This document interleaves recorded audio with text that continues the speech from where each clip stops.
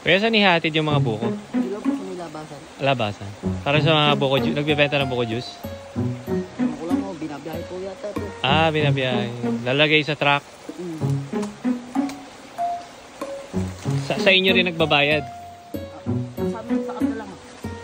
Ha? Sa karga lang. Ah, karga lang. Magkano bang bayad sa karga? 100, 150. Ah, one way lang yan? Malayo siguro yung lalakarin, ano? Ayun. Mga 30 minutes. Ayun yun.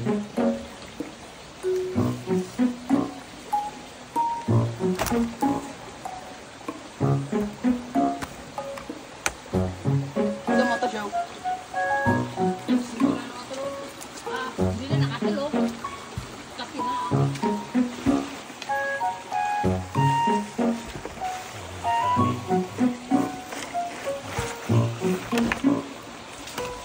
Thank you, kuya. Binigyan kami ng free buko.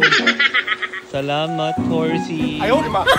Lumaang lang isang buko yung bit-bit mo.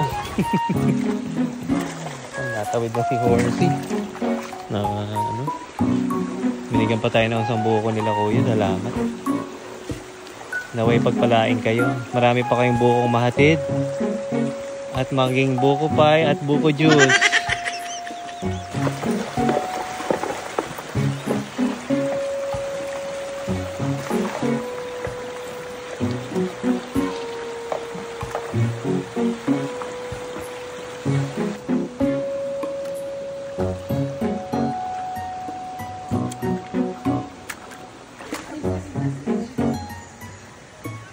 Tamis.